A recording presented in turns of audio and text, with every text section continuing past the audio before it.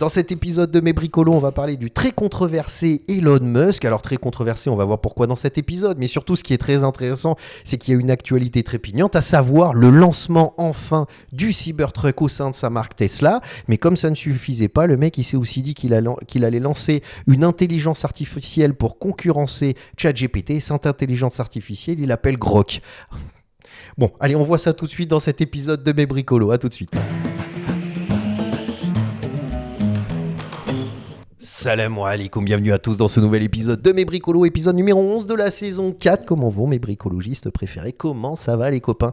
J'espère que tout se passe bien pour vous, j'espère que vous allez très très bien. En tout cas moi ça me fait toujours très plaisir de vous retrouver. C'est notre petit rituel hebdomadaire, chaque mercredi à 17h GMT, je publie un nouvel épisode de Mes Bricolos. Et justement dans ces épisodes de Mes Bricolos, on prend le temps tranquillement de discuter, d'échanger, de commenter les dernières actualités de la création, de l'innovation et du design. Alors comme je vous l'ai expliqué au début, Elon Musk est au cœur de l'actualité. Alors c'est qui ce bonhomme? C'est qui ce petit personnage Elon Musk? Je vais pas faire sa bio, vous avez une page Wikipédia, je le mettrai en lien dans la description. Il est né le 28 juin 1971 et a un petit peu sa méthode depuis qui fait du business après ses études. Il est né en Afrique du Sud. Après avoir fait ses études, justement son modèle, ce qu'il fait systématiquement, c'est qu'il monte une boîte, il la revend et puis avec l'argent qu'il a, il réinvestit dans une autre boîte et puis il fait ça constamment. Il a fait ça avec, on le voit, il a monté le logiciel Zip2 et puis après qui a été racheté par Compaq, et avec l'argent il a monté X.com qui est un système de banque en ligne qui a été racheté par eBay et qui aujourd'hui s'appelle PayPal. Donc c'est hyper intéressant. Et X, t'imagines, à l'époque, je parle de 1999, X.com, ça te rappelle quelque chose? Ben oui, parce qu'aujourd'hui, le mec, il est PDG de SpaceX. C'est quand même PDG, c'est quand même une entreprise qui envoie des fusées dans l'espace, d'accord? Donc ça, c'est dans l'espace, mais sur Terre, il est DG de Tesla, qui est une marque qui fait des véhicules. Donc d'un côté, il envoie des fusées dans l'espace, et de l'autre côté, il fait des voitures pour la planète, électriques. D'accord? Qui est très connu, c'est je crois que la marque numéro 1 de vente de voitures électriques. Donc on parle pas d'une petite aventure perso, d'un espèce de délire, tu vois. Et d'ailleurs, le Model X est un modèle aussi qu'il vend. Donc entre SpaceX, Model X, Tesla, tu sens comme une obsession pour une lettre de l'alphabet. Et comme ça suffisait pas, le mec, il n'y a pas si longtemps que ça, il a acheté Twitter. J'avais fait un épisode, la saison 2, épisode numéro 41, sur cette question de Elon Musk qui rachète Twitter. Et justement, à l'époque, c'est pour ça que c'est très intéressant, les mecs, de vous abonner à cette chaîne, parce que ces épisodes de Mes Bricolos, ça nous permet d'archiver un petit peu toute cette réflexion sur les dernières actualités du design, de la création et de l'innovation. Et à l'époque, je m'étais dit, bon, c'est intéressant qu'Elon Musk achète Twitter, on va voir ce qu'il va en faire. Mais moi, ce qui me paraissait, enfin mon opinion par rapport à ça, ce que je ressentais, c'est que quand même Twitter, un des premiers réseaux sociaux de la planète, très important, l'avantage quand tu achètes Twitter, c'est aussi que tu achètes la base de données. Tu achètes la base de données utilisateur. Donc t'imagines bien que quand tu vends des voitures et que tu fais des fusées, alors plus parce que tu vends des voitures, acheter une base de données utilisateur, c'est super intéressant. Ça permet de faire non seulement de faire une promotion de tes véhicules, mais aussi d'avoir toute une connaissance sur les utilisations des utilisateurs, enfin sur la façon dont les utilisateurs se déplacent, etc. Parce qu'avec un réseau social, tu imagines bien que tu peux savoir un peu tout sur ce que fait la personne, sur ce que fait l'utilisateur. Donc ça te permet, je ne sais pas si tu vois ce que je veux dire, mais ça te permet d'avoir une quantité d'informations qui n'est absolument pas négligeable. Et c'était un petit peu la réflexion que je m'étais fait à l'époque. Alors je reste convaincu de ça, mais ce qui est intéressant de voir, c'est que ça n'a pas été sa seule motivation. Parce qu'à l'époque, il disait que oui, il voulait réinstaurer la liberté d'expression, qu'il trouvait abjecte la façon dont Twitter faisait, enfin la politique de Twitter, il trouvait ça absolument abject et qu'il a racheté Twitter. Et force est de constater qu'aujourd'hui, avec les Twitter Files, avec la réhabilitation de certaines personnes qui avaient été supprimées de Twitter, qu'en fait, c'était pas des paroles en l'air et que c'était réel et que vraiment, il avait comme objectif de réinstaurer une liberté d'expression au sein de Twitter. Et c'est vrai que ça a été le cas. Donc, t'imagines le mec, depuis SpaceX, Tesla et Twitter. Aujourd'hui, voilà, tout ce qu'il possède et sur quoi il travaille. D'accord ? Et justement, ce qui se passe, c'est que cet épisode de Mes Bricolos, ce qui est intéressant, j'ai eu l'idée de le faire parce que j'ai écouté l'interview complet de l'épisode 2054 d'Elon Musk sur le Joe Rogan Experience. C'est une émission que j'ai l'habitude d'écouter. Il y a plein de choses très intéressantes qui sont dites des fois. Donc j'aime bien, parmi tout ce que je regarde, tout ce que j'écoute et tout ce que je lis, ça fait partie des choses que j'ai l'habitude d'écouter. Et donc Elon Musk a fait un entretien avec Joe Rogan.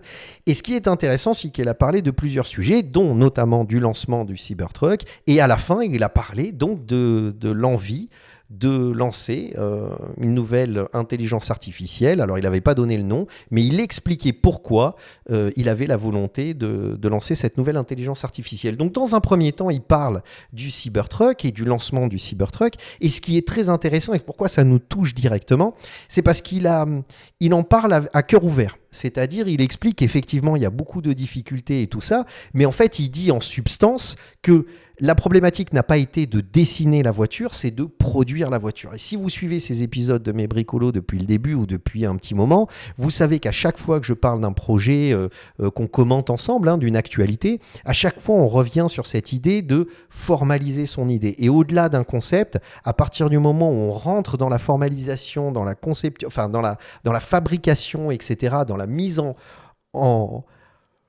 en production de cet objet, tout d'un coup, ça devient très complexe. Et c'est-à-dire que c'est là où on distingue des concepts qui sont intéressants, mais qui sont de l'ordre du concept, avec une réalité de fabrication et de production et toute la complexité de passer d'une idée à un objet. Et en fait, c'est ce qu'il explique dans cet épisode. Et alors, on va juste faire...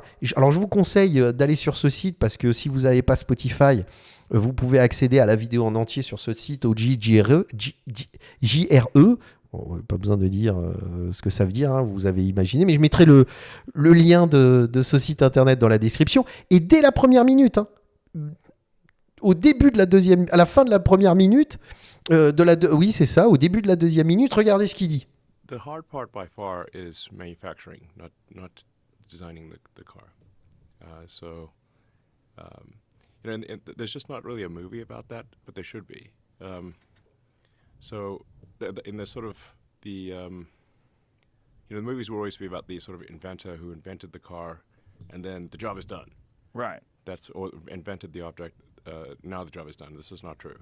That's the easy part. The hard part is manufacturing by far.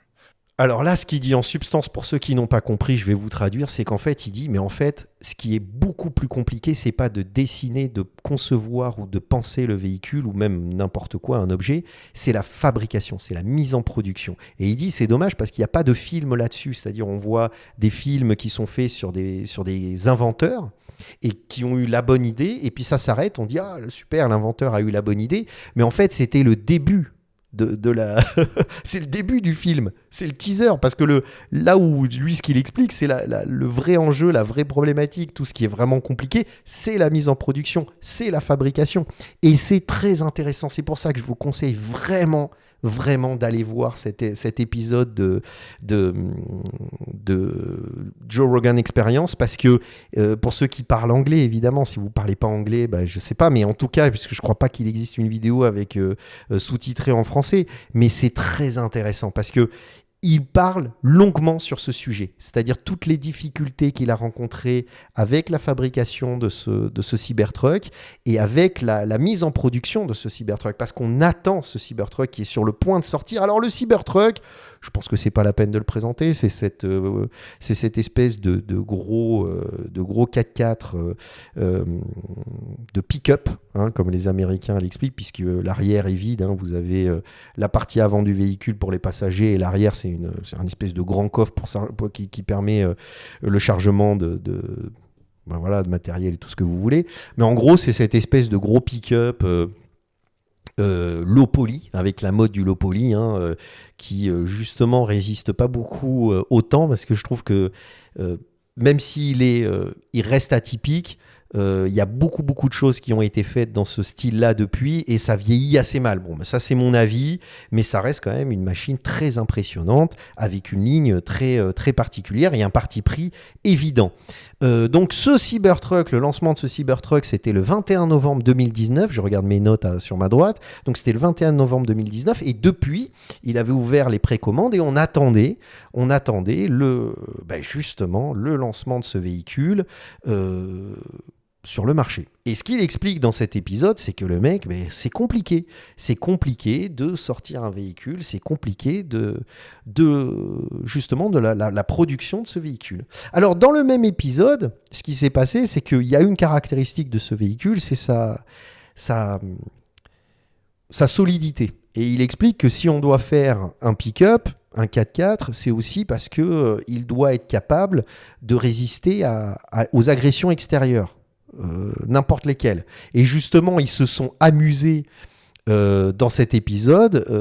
Joe Rogan est sorti, il a vu une espèce un énorme arc professionnel, tu vois, tu dois t'en servir pour la chasse, hein, par exemple, et il a envoyé une flèche, alors il en parle, et ça n'a absolument fait à peine un petit point sur le véhicule, et il expliquait que pour un autre véhicule, ça aurait traversé la porte.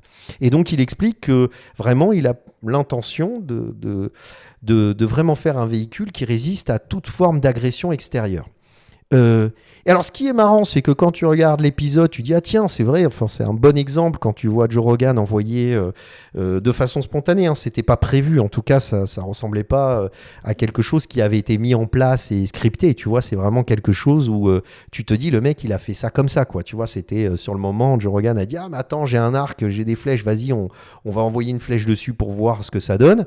Et ça donne, c'est une bonne indication de la résistance du véhicule justement à des chocs extérieurs, à des agressions extérieures, quels qu'ils soient.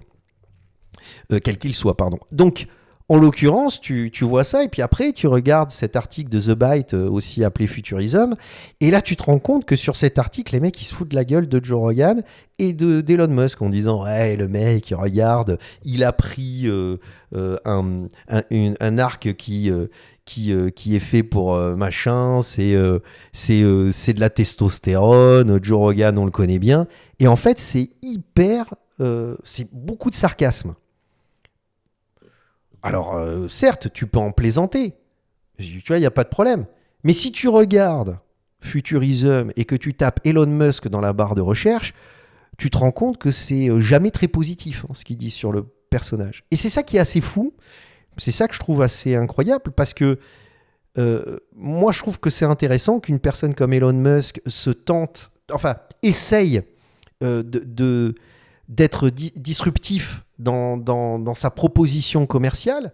Et souvent, on remarque que les entreprises, que les chefs d'entreprise sont assez frileux, sont assez, on va dire, toujours à parler, à essayer de bousculer le moins pour qu'il y ait une adhésion des consommateurs le plus large possible. Et là, on se retrouve devant un personnage qui, justement, tente des choses, se risque à bousculer un petit peu les codes. Et au lieu de dire ah ben c'est intéressant, c'est bien, et d'encourager cette initiative, si tu regardes les résultats, c'est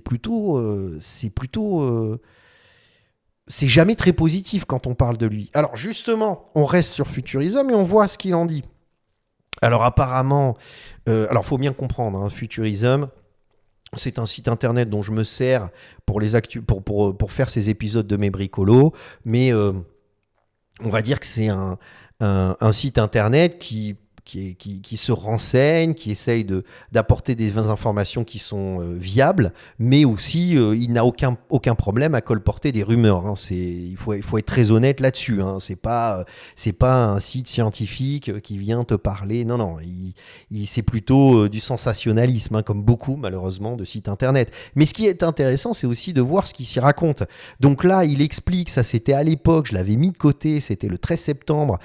Il expliquait qu'en fait sur le site, il il colportait justement une rumeur comme quoi les ingénieurs de Tesla, donc vraiment ceux qui bossent chez Tesla, détestaient le Cybertruck, et ils ont développé un projet en parallèle, secret, pour essayer de proposer une alternative, et puis à la dernière minute de proposer ça à Elon Musk en disant écoute, ce Cybertruck c'est n'importe quoi, on a développé un projet personnel en parallèle, on a envie de le présenter parce qu'on pense que ce projet a beaucoup plus d'importance que celui que tu essayes de faire avec ce Cybertruck qui est juste dégueulasse.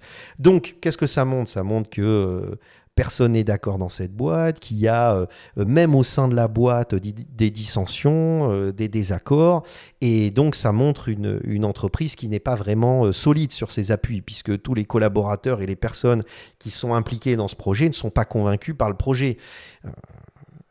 Donc tu comprends bien que quand tu as un article comme ça, c'est pas très réjouissant. Et puis c'est de la façon de le présenter. Parce que tu pourrais aussi le présenter d'une autre façon. Tu pourrais dire que justement, comme Tesla et Elon Musk ont la volonté d'innover, les ingénieurs cherchent toujours à pousser le projet au maximum et proposent des alternatives au Cybertruck pour essayer de toujours se dépasser et proposer des projets qui soient toujours les plus pertinents. Mais non, c'est pas comme ça qu'ils le présentent. Parce que c'est ça qui est intéressant, c'est quand on a une entreprise comme celle de Tesla, alors ils sont... bien sûr qu'aujourd'hui, on peut dire que Tesla a vraiment été pionnier dans le véhicule électrique et a vraiment essayé de proposer des alternatives intéressantes et d'une certaine façon ont réussi à faire ce travail-là. Mais évidemment, quand tu es une marque qui est au cœur de l'innovation et de la recherche, c'est évident que tu vas avoir ça va susciter comment je peux te l'expliquer ? Des réflexions, des avis, des critiques, même à l'intérieur de l'entreprise. Mais c'est ça qui est intéressant. Et c'est là où je trouve qu'une entreprise est saine. C'est que justement, parce qu'elle risque l'innovation, elle suscite énormément de questionnements qui engagent en plus l'entreprise à se renouveler. Tu vois, donc ça dépend du point de vue. Sauf que quand tu regardes Futurism, c'est toujours la même chose. Alors là, ils expliquent un autre article le 25 octobre, un mois et demi après. Le Cybertruck se breaks down so badly, c'est-à-dire tombe tellement en panne, tombe souvent en panne, que les ingénieurs sont obligés de le cacher du public. Parce qu'effectivement, ils sont en test. C'est-à-dire que ce qui est intéressant quand tu développes un projet comme celui-là, c'est qu'au moment où tu arrives au prototype, qu'est-ce que tu fais ? Tu fais rouler le prototype à l'extérieur pour tester justement et le rendre le plus fiable possible. Et il est évident que l'objectif du prototype, c'est le tester dans des situations extrêmes pour qu'il tombe en panne. Et une fois qu'il tombe en panne, ça te permet de savoir les points faibles et de ces points faibles, d'arriver à essayer de les solutionner. Donc, c'est là, t'imagines un petit peu ? C'est ça que je ne comprends pas. Une entreprise qui fait ce travail de pousser le véhicule au maximum pour créer des situations de panne afin de pouvoir les corriger pour pas qu'elles t'arrivent, quand tu le dis cet article, tu te dis ah ouais d'accord, en fait le véhicule est tellement pourri qu'il ne tient pas du tout et que les mecs sont obligés de le cacher du public. Tu vois le principe ? C'est là où moi après tu peux avoir un avis critique sur le personnage et sur les choix. Par exemple, moi je trouve que ce style un petit peu low police, ce côté très anguleux, je sens pas que à l'heure actuelle dans la réflexion de style actuelle, ce soit quelque chose qui soit très pertinent. Je pense pas aussi que le streamline, qui est opposé justement au côté très anguleux du véhicule, soit une solution, mais je pense qu'il y avait un objet peut-être plus... avec un style qu'on pourrait plus travailler, voilà, plus souple, plus... Mais bon, c'est un parti pris, c'est un avis personnel, tu vois ce que je veux dire. Mais de là à le critiquer ouvertement, alors que le mec, il fait son travail, toutes les voitures passent par là, toutes les compagnies, tous les fabricants, tous les constructeurs automobiles passent par là. il teste le véhicule dans des situations extrêmes pour pouvoir justement le faire tomber en panne, le pousser dans ses retranchements et de ces pannes-là en tirer des conclusions pour corriger ça. Donc c'est encore une fois, c'est là où je dis, tu vois, c'est pas très honnête tout ça. C'est pas très honnête et cet acharnement me fait poser des questions. Cet acharnement sur Elon Musk, ça fait comme si c'est pas net. Il y a quelque chose qui il y a une volonté de détruire le personnage pour des raisons qui sont pas forcément celles qui sont les bonnes raisons. D'accord ? Encore un article et on va passer à autre chose justement après, on va parler de Grok et de cette intelligence artificielle. Le Cybertruck n'arrive pas à monter une colline et dans le désert américain, et on a des images qui sortent où on voit le pick-up se galérer. Mais encore une fois, c'est-à-dire l'objectif, c'est de le pousser dans ses retranchements, de tester sa capacité de franchissement dans des situations extrêmes. Et en faisant un point après, quand on revient, on fait un point sur le véhicule et on essaye de corriger les problèmes et de voir comment on peut les améliorer. Donc au contraire, c'est extrêmement positif qu'une entreprise fasse ce genre de choses. Parce que s'il se précipite à lancer ça sur le marché et qu'après toi, tu te retrouves à vouloir faire du franchissement et que ça passe pas du tout, tu vas en vouloir à la marque. Donc tout ça, qui est normalement quelque chose, un processus, quand on fait du design, un processus connu et positif qui, au contraire, montre que cette entreprise a une vraie volonté de sortir un produit qui est viable, parce que c'est de l'argent, hein, tous ces tests-là coûtent énormément d'argent. Aujourd'hui, tu te retrouves avec des médias qui vont le critiquer systématiquement. Donc, ils vont prendre quelque chose qui est positif et qui montre la solidité et l'envie de cette entreprise de sortir un produit viable et fiable, qui est présenté par les médias comme étant une preuve de faiblesse. C'est de la pure manipulation. Enfin, je veux dire, on est dans quelque chose qui est abject. Alors bon, moi, je vous en parle parce que c'est connu. On fait tout ça. Même moi, à mon niveau, quand je sors un meuble, je m'acharne dessus.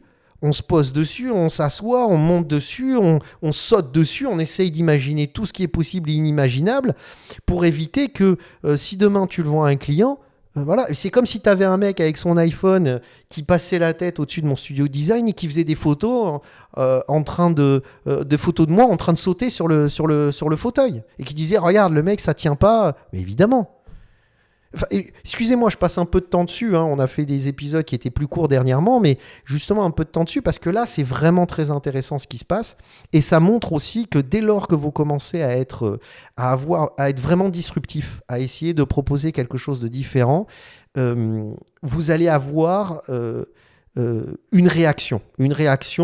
Certes, tu vas avoir des gens qui vont adhérer au projet, qui vont dire c'est extraordinaire, j'adore ce que tu fais, mais on va avoir des gens aussi qui vont dire ouais, regarde Elon Musk, il a un ego surdimensionné, il est arrogant, qu'est-ce qu'il croit, qu'il va révolutionner l'automobile, et puis son véhicule, je l'aime pas, il sert à rien, regarde, il tombe tout le temps en panne. C'est médisant. Donc il faut comprendre ça, c'est inhérent. J'ai même envie de vous dire, si vous êtes des créatifs, plus vous suscitez ce genre de réaction, c'est peut-être parce que finalement, ce que vous faites est vraiment très intéressant et très créatif. Peut-être que c'est ça. Après, il faut écouter les critiques, essayer de voir faire le tri dedans et comment s'améliorer. Mais c'est un bon exemple, c'est un très bon exemple. Et donc, moi j'aime bien regarder iBeast, mais je vous ai parlé de Futurism et The Byte, mais à côté de ça, tu vas sur iBeast, c'est le même délire. C'est-à-dire que, regardez, même les images, c'est jamais pour mettre en avant Elon Musk.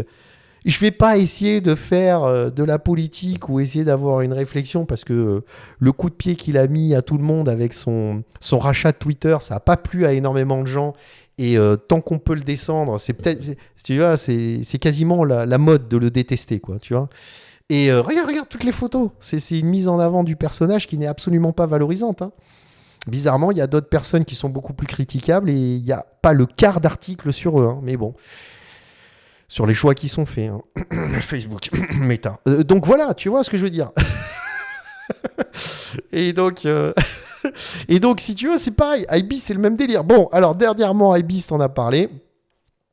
Elon Musk est en train de sortir son projet d'intelligence artificielle pour concurrencer ChatGPT qui va s'appeler Grok.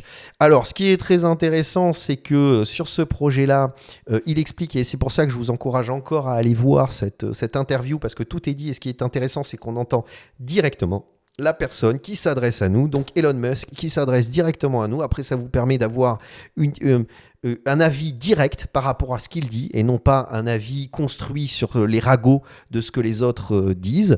Et c'est pas, en fait, c'est pas Elon Musk. Hein. Je sais pas que j'apprécie plus ou moins ce personnage. Je trouve intéressant ce qu'il fait.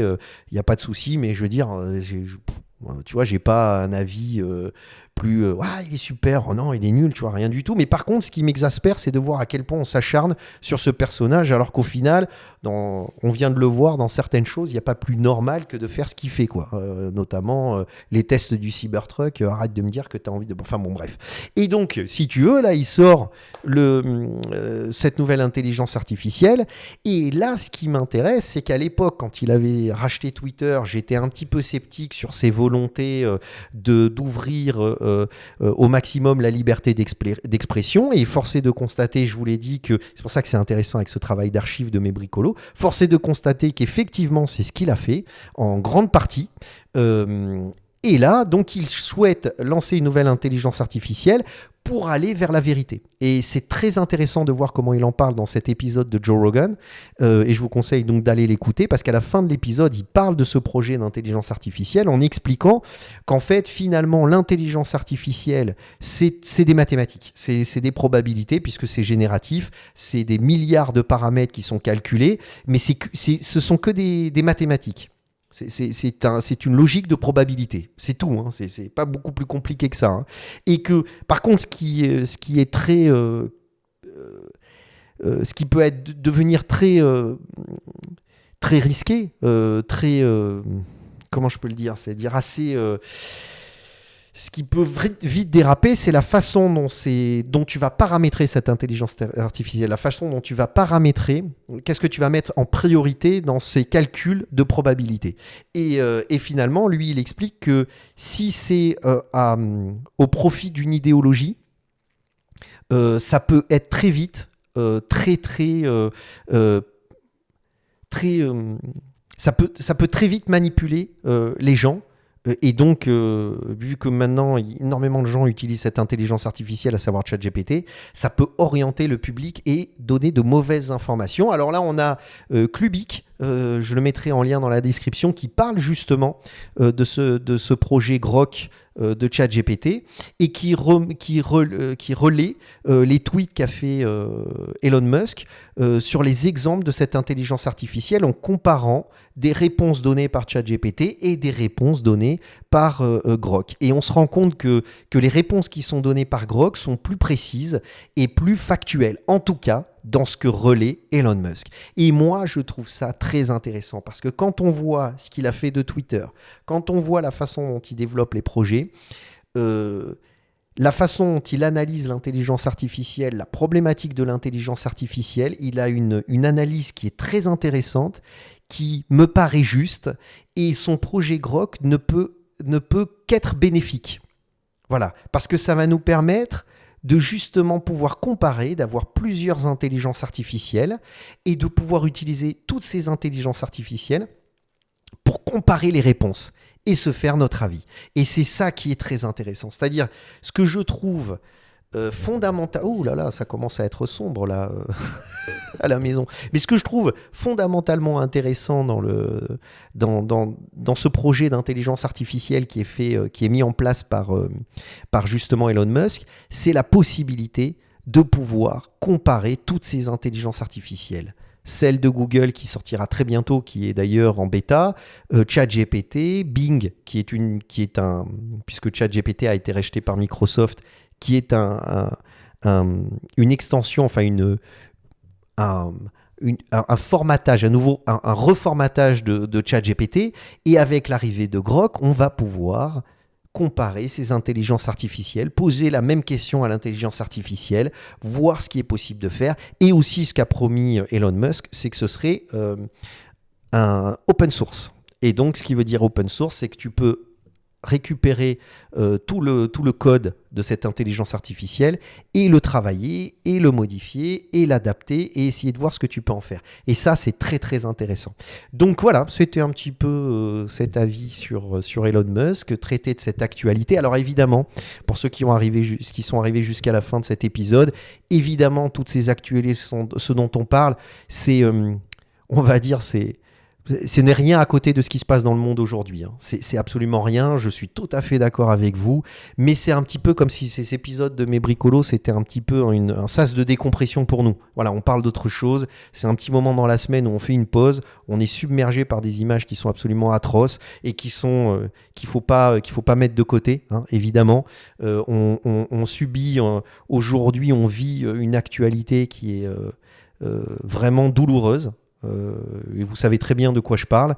Donc, il ne s'agit pas de se dire que c'est pas important. Non, c'est très important. Mais à côté de ça, c'est aussi bien. Et ces épisodes de Mes Bricolos, à l'époque, quand je les avais faits, c'était pendant le Covid, c'est-à-dire le Covid et le confinement. C'était un peu une volonté, justement, d'avoir un espace où on peut souffler. Voilà, où on peut...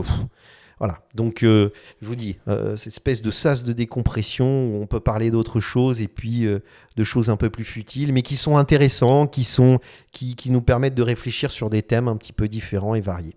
Voilà, donc c'était mon petit moment principe de réalité.